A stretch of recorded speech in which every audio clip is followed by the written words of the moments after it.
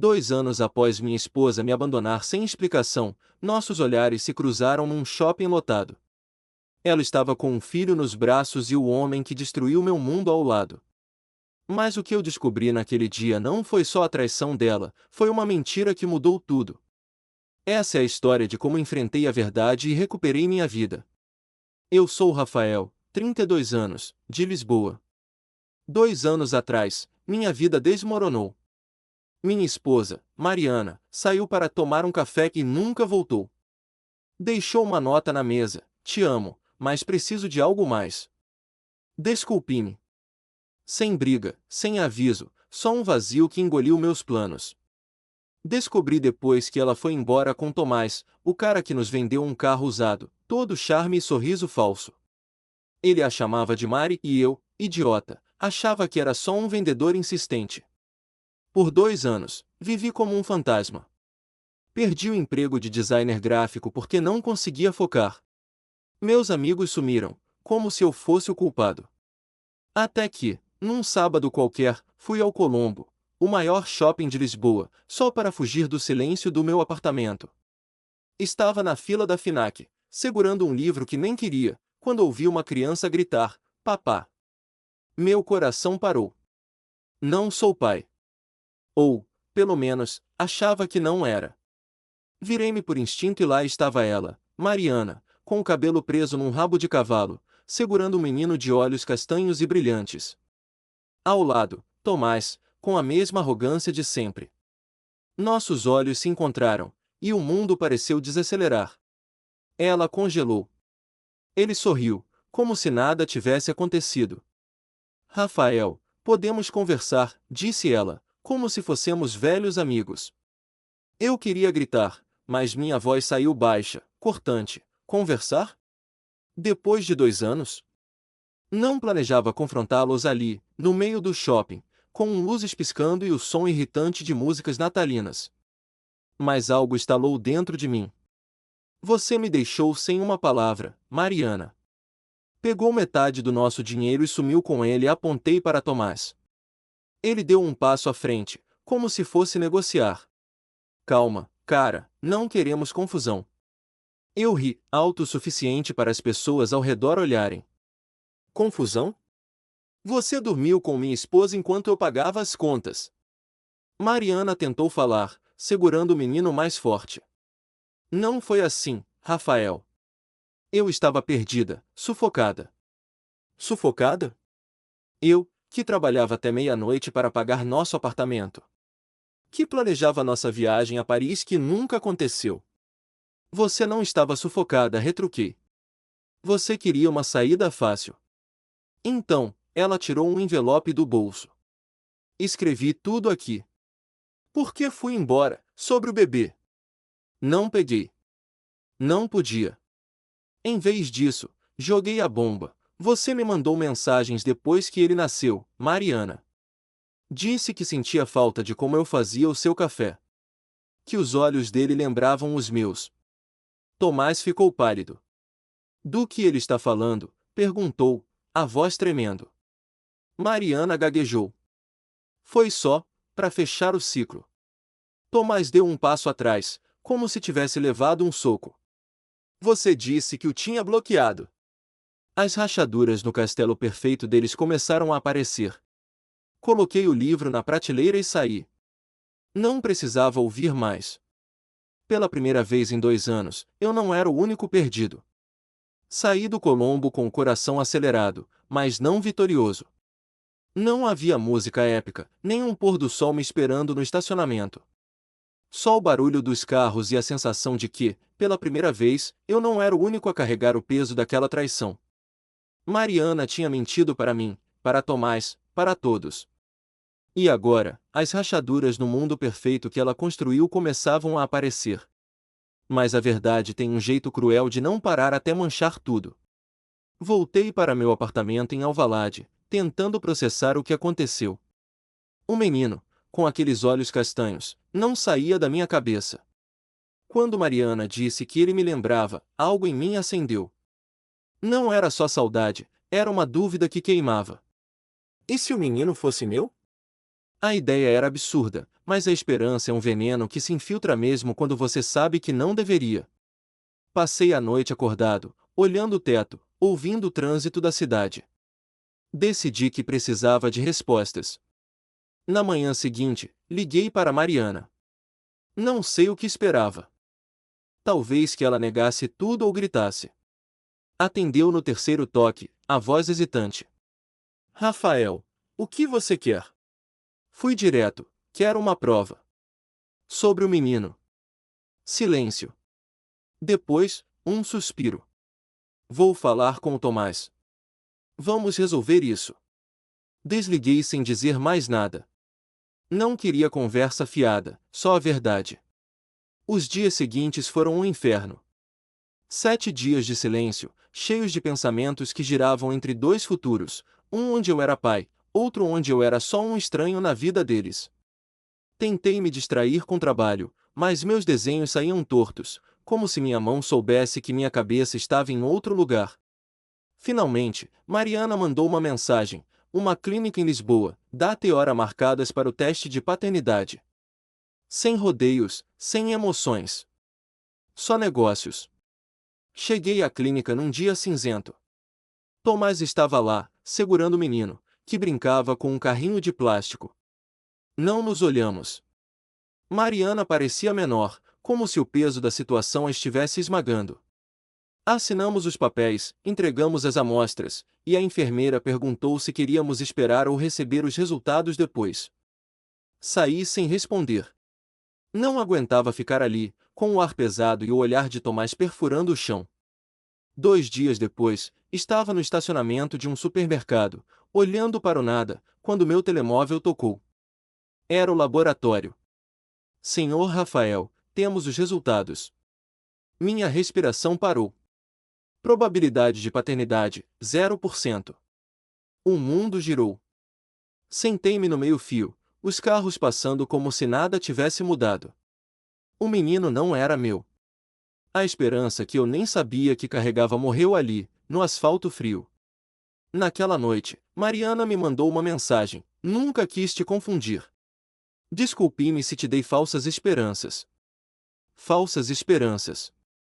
Como se minha dor fosse um erro de cálculo.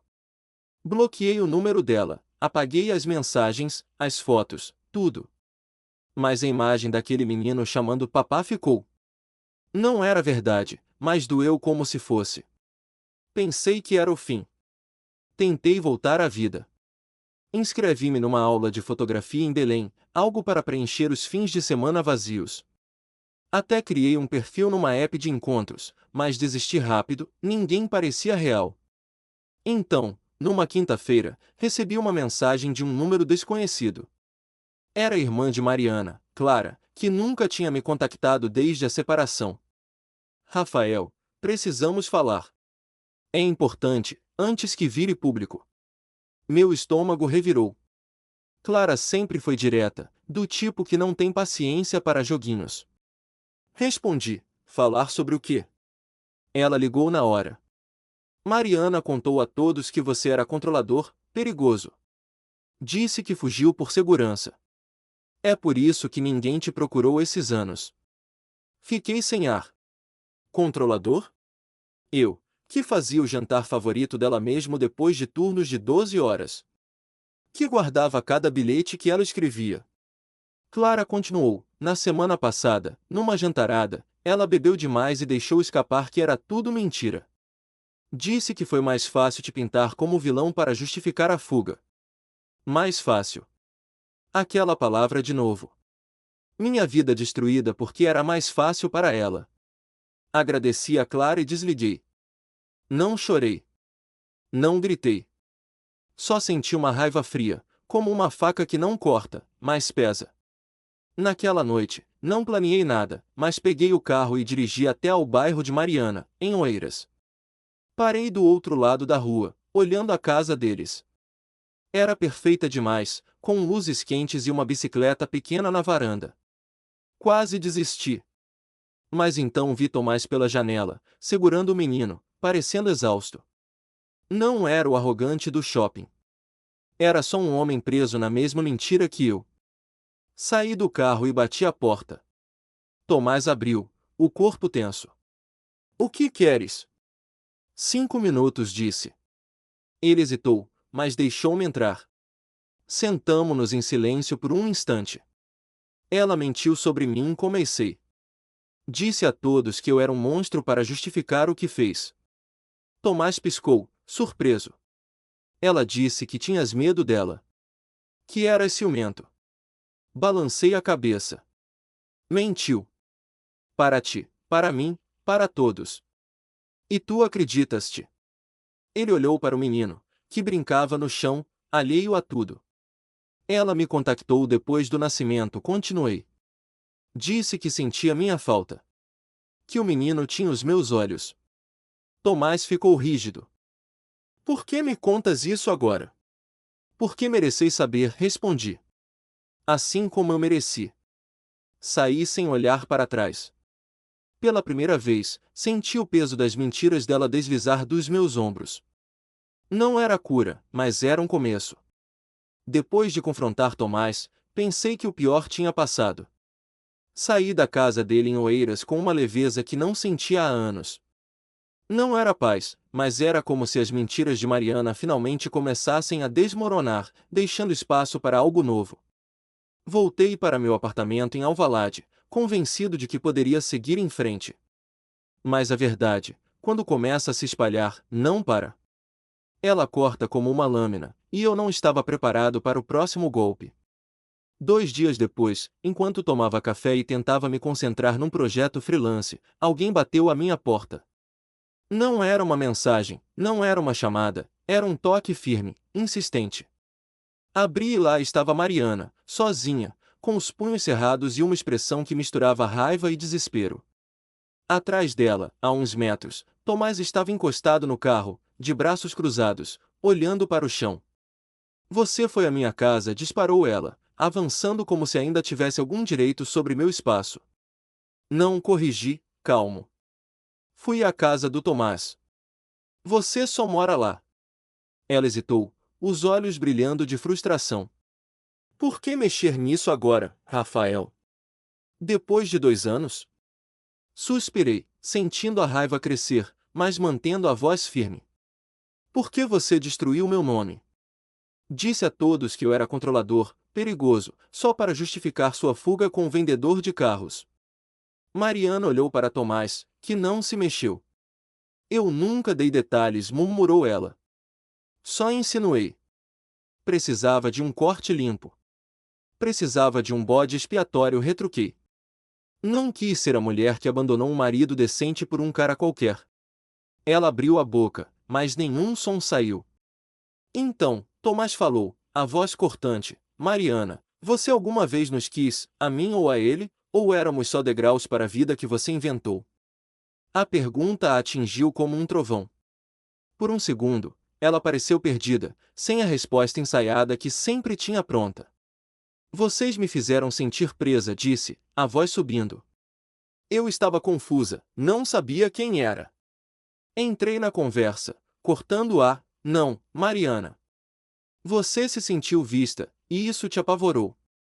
Ela recuou, como se minhas palavras fossem um tapa. O silêncio entre nós três era tão denso que dava para ouvir o trânsito ao longe. Você me arruinou, disse eu, baixo, mas firme. Passei 2 anos me reconstruindo, sozinho, enquanto você contava mentiras para se sentir melhor. Mariana tentou se recompor. Você está acreditando nisso, Tomás? Perguntou, quase implorando. Ele a encarou, frio. Agora, sim. Ela virou-se e saiu do meu prédio, os passos ecoando na escada. Tomás ficou. Ela mentiu para nós dois, eu disse. Ele assentiu, lento. Sim, mas eu me deixei enganar. Essa parte é minha. Então, para minha surpresa, ele tirou uma pequena caixa do bolso. Isto é seu. Encontrei no armário dela. Achei que devias ter de volta. Peguei a caixa, mas não abri na hora. Ele se despediu com um aceno e foi embora. Sozinho, abri a caixa. Dentro, estava o relógio que dei a Mariana no nosso 4º aniversário, um que gravei com para sempre. Pensei que ela o tinha perdido. Na verdade, ela o escondeu, como escondeu tudo que lembrava quem éramos. Guardei-o na gaveta, não por saudade, mas como um lembrete de quem eu fui e de quem não sou mais. Os dias seguintes foram estranhos. Tentei voltar à rotina, trabalho, aulas de fotografia, um jantar com colegas que insistiram para eu sair da casca. Mas a conversa com Mariana e Tomás não saía da minha cabeça. A verdade estava solta, mas o que isso significava? Eu não queria vingança, não do jeito que se vê em filmes. Só queria meu nome limpo, minha vida de volta. Mas como limpar anos de mentiras? Então, Clara, a irmã de Mariana, ligou de novo. Rafael, tem mais uma coisa que precisas saber, disse, a voz tensa. Mariana está espalhando uma nova história. Agora diz que você a está perseguindo, que foi à casa dela para ameaçar. Fiquei gelado. O quê? Ela está contando isso aos amigos, à família. Até tentou convencer a polícia, mas não tinha provas. A raiva voltou. Mas agora misturada com cansaço. Obrigado, Clara disse, desligando. Não sabia o que fazer, mas sabia que não podia deixar isso passar. Decidi agir. Fui ao café onde Mariana e eu costumávamos ir, um sítio pequeno na Baixa onde ainda conhecia o dono, o Sr. Antônio. Ele era amigo dos pais dela e sabia da nossa história. Contei tudo, a traição, as mentiras, a campanha para me pintar como vilão. Ele ouviu em silêncio, depois disse, Rafael, as pessoas vão acreditar na verdade se a vires com clareza. Fala com quem importa. Foi o que fiz. Escrevi um e-mail para os amigos em comum que me afastaram, contando minha versão, sem ódio, só fatos.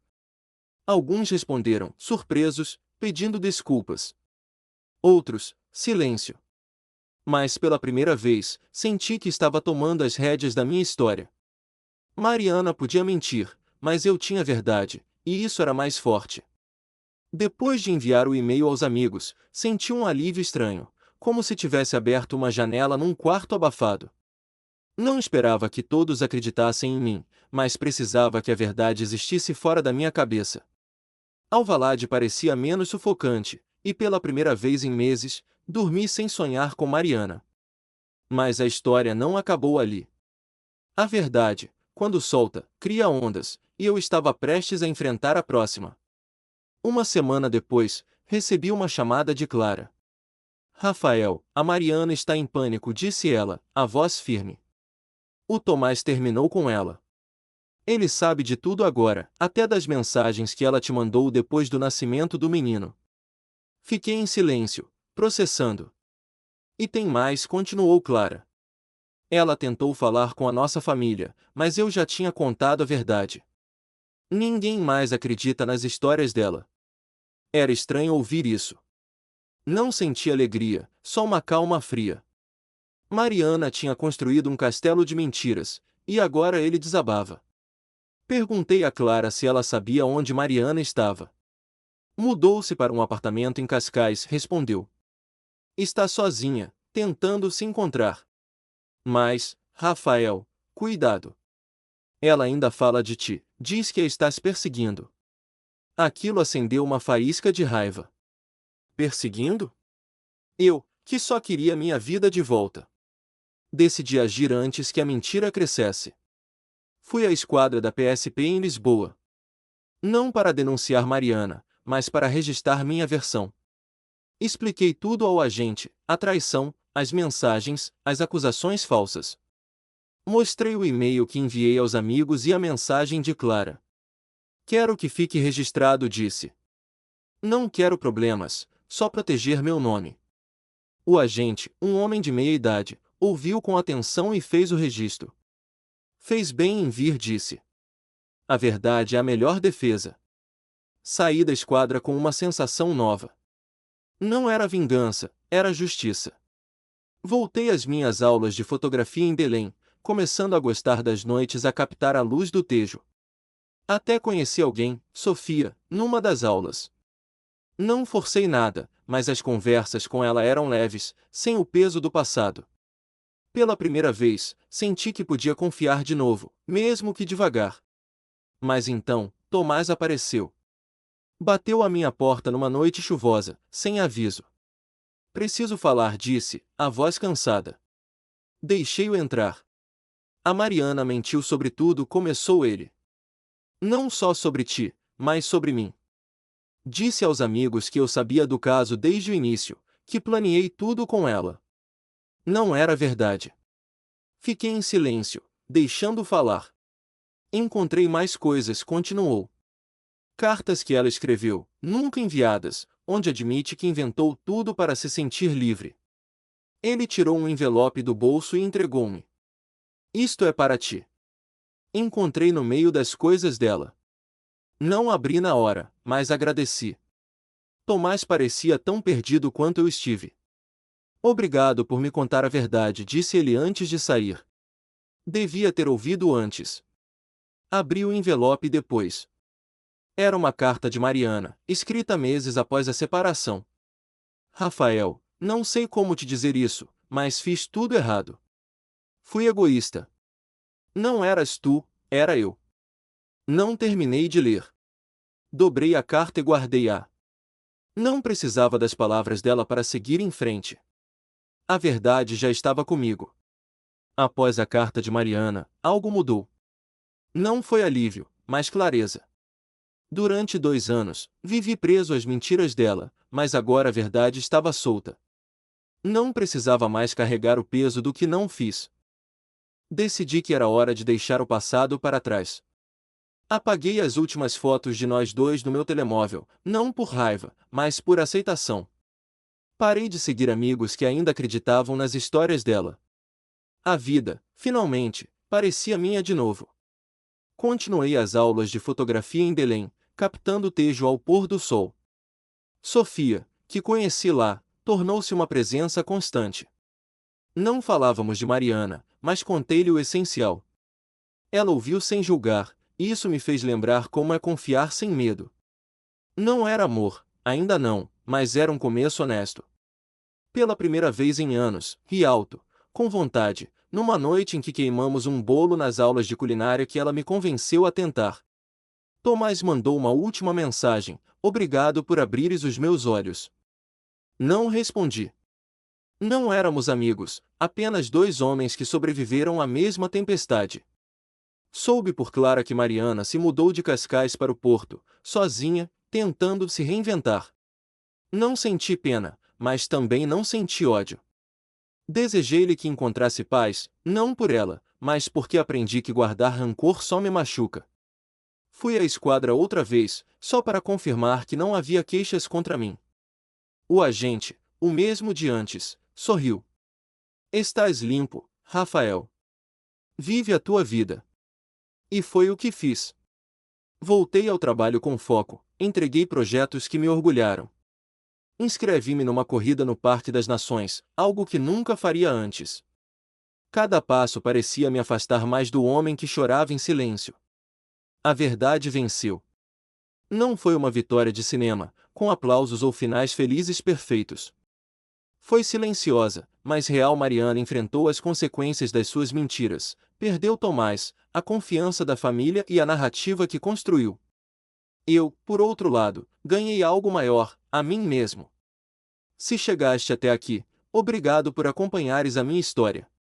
Agora, quero saber de ti, se descobrisses que alguém que amavas mentiu sobre ti, perdoarias para encontrar paz ou lutarias pela verdade, mesmo que doesse? Deixa a tua história nos comentários.